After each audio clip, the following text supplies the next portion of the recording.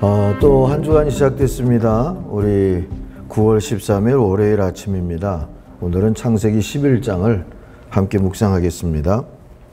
온 땅의 언어가 하나요 말이 하나였더라. 이에 그들이 동방으로 옮기다가 신할 평지를 만나 거기서 거류하며 서로 말하되 자 벽돌을 만들어 견고히 굽자 하고 이에 벽돌로 돌을 대신하며 역청으로 진흙을 대신하고 또 말하되 자 성읍과 탑을 건설하여 그 탑 꼭대기를 하늘에 닿게 하여 우리 이름을 내고 온 지면에 흩어짐을 면하자 하였더니 여호와께서 사람들이 건설하는 그 성읍과 탑을 보려고 내려오셨더라. 여호와께서 이르시되 이 무리가 한 족속이요 언어도 하나이므로 이같이 시작하였으니 이후로는 그 하고자 하는 일을 막을 수 없으리로다. 자 우리가 내려가서 거기서 그들의 언어를 혼잡하게 하여 그들이 서로 알아듣지 못하게 하자 하시고 여호와께서 거기서 그들을 온 지면에 흩으셨으므로 그들이 그 도시를 건설하기를 그쳤더라. 그러므로 그 이름을 바벨이라 하니 이는 여호와께서 거기서 온 땅의 언어를 혼잡하게 하셨음이니라. 여호와께서 거기서 그들을 온 지면에 흩으셨더라. 셈의 족보는 이러하니라. 셈은 100세 곧 홍수 후 2년에 아르박삿을 낳았고 아르박삿을 낳은 후에 500년을 지내며 자녀를 낳았으며 아르박삿은 35세에 셀라를 낳았고 셀라를 낳은 후에 403년을 지내며 자녀를 낳았으며 셀라는 30세에 에벨을 낳았고 에벨을 낳은 후에 403년을 지내며 자녀를 낳았으며 에벨은 34세에 벨렉을 낳았고 벨렉을 낳은 후에 430년을 지내며 자녀를 낳았으며 벨렉은 30세에 르우를 낳았고 르우를 낳은 후 209년을 지내며 자녀를 낳았으며 르우는 32세에 스룩을 낳았고 스룩을 낳은 후에 207년을 지내며 자녀를 낳았으며 스룩은 30세에 나홀을 낳았고 나홀을 낳은 후에 200년을 지내며 자녀를 낳았으며 나홀은 29세에 데라를 낳았고 데라를 낳은 후에 119년을 지내며 자녀를 낳았으며 데라는 70세에 아브람과 나홀과 하란을 낳았더라. 데라의 족보는 이러하니라. 데라는 아브람과 나홀과 하란을 낳고 하란은 롯을 낳았으며 하란은 그 아비 데라보다 먼저 고향 갈대아인의 우르에서 죽었더라. 아브람과 나홀이 장가들었으니 아브람의 아내의 이름은 사레며 나홀의 아내의 이름은 밀가니 하란의 딸이요 하란은 밀가의 아버지이며 또 이스가의 아버지더라. 사레는 임신하지 못함으로 자식이 없었더라.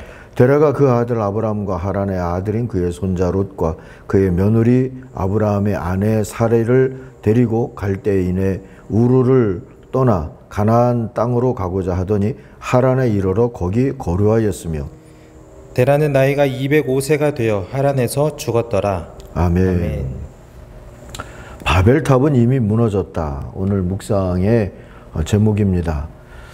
10절과 26절을 오늘 요절로 삼았습니다. 셈의 족보는 이러하다. 셈은 홍수가 끝난 지 200년 뒤 100살이 되었을 때 아르박삿을 낳았다. 이 10절이고요. 그리고 데라는 70살에 아브람과 나홀과 하란을 낳았다. 26절입니다. 11장에는 전체적으로 보면 두 가지 이야기가 전해지고 있습니다. 하나는 인간이 한 일에 대한 이야기고 다른 하나는 하나님이 하시는 일에 대한 이야기입니다. 두 이야기를 통해 오늘 우리가 어느 이야기에 희망을 두어야 할 것인지 살펴볼 수 있다 싶습니다. 먼저 1절부터 9절에 나오는 바벨탑 이야기를 보겠습니다. 호박은 보통 6개월이면 자라죠. 6시간이면 자라는 버섯도 있습니다. 그러나 참나무는 6년이 걸리고요. 참나무도 참나무다운 자태를 드러내려면 100년은 좋게 걸립니다. 하나님의 창조 섭리가 그래요. 바벨탑을 쌓았던 이들은 그 섭리를 거스르고 버섯을 키워서 참나무로 삼고자 한 셈입니다. 하나의 언어를 통해서 소통과 속도에 자신했던 인간은 문명을 발전시켜서 인간 나라의 무궁한 미래를 꿈꿨던 것이지요. 그들이 도시와 탑을 건설한 목적은 그거였어요. 4절을 보면 우리의 이름을 날리고 온 땅 위에 흩어지지 않게 하자며 그렇게 했다 하지 않습니까? 이름 내기와 이대로 영원히 이것이 그들의 목적이었던 셈입니다. 근데 여러분 이것을 교만이라고 부르는 거죠.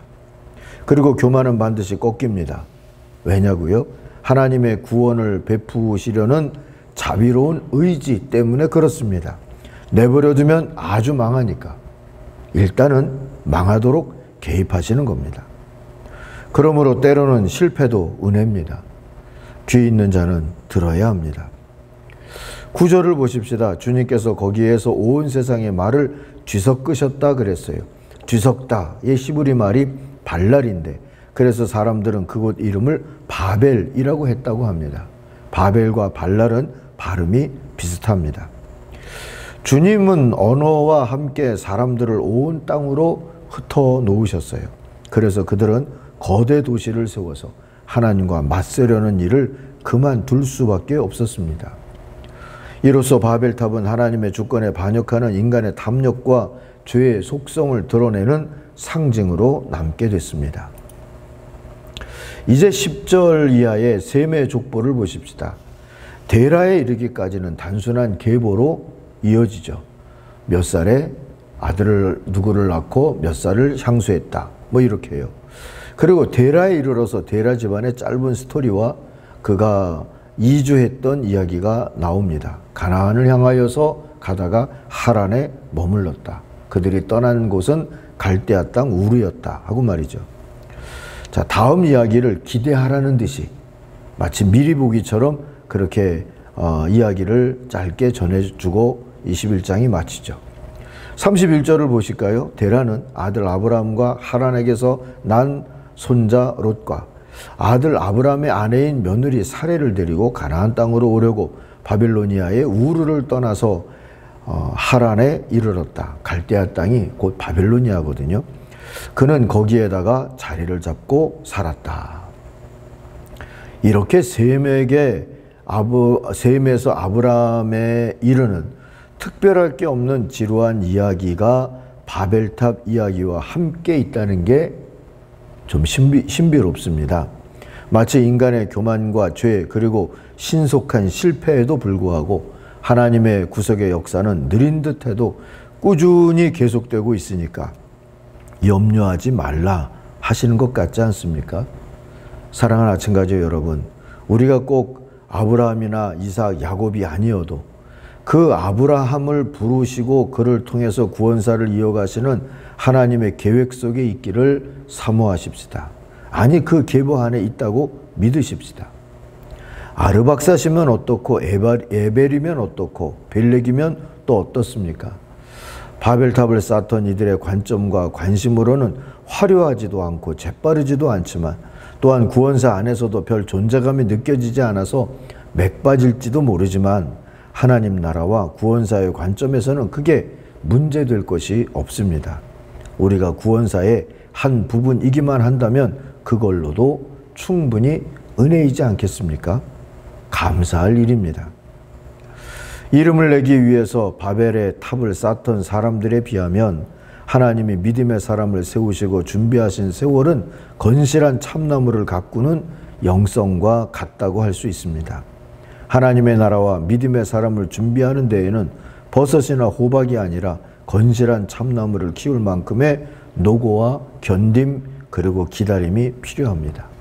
아무쪼록 바벨탑 주위에서는 이제 그만 어슬렁거리고 튼튼한 참나무로 자라갈 수 있도록 우리 스스로가 누구인지 정체성을 분명히 하고 하나님의 구속사의 계보 속에서 오늘도 감사하고 오늘도 비전으로 살아갈 수 있는 하나님의 사람들이 되기를 바랍니다. 기도하겠습니다. 하나님 아버지, 때로 우리들도 모르는 사이에 성장, 그것도 급성장을 바라면서 스스로 또 희망을 가진 듯 했다가 낙심했다가 그러면서 사는 걸 반복합니다. 이게 때로는 병인 것을 알게 해주시고 죄인 것도 깨닫게 해주시고 회개하는 모습으로 다시 한번 하나님을 의지하면서 창조의 섭리를 따라 사는 믿음을 주시옵소서. 예수님의 이름으로 기도하옵나이다. 아멘. 하늘에 계신 우리 아버지, 아버지의 이름을 거룩하게 하시며 아버지의 나라가 오게 하시며 아버지의 뜻이 하늘에서와 같이 땅에서도 이루어지게 하소서. 오늘 우리에게 일용할 양식을 주시고 우리가 우리에게 잘못한 사람을 용서하여 준 것 같이 우리 죄를 용서하여 주시고 우리를 시험에 빠지지 않게 하시고 악에서 구하소서. 나라와 권능과 영광이 영원히 아버지의 것입니다. 아멘. 같이 기도하겠습니다.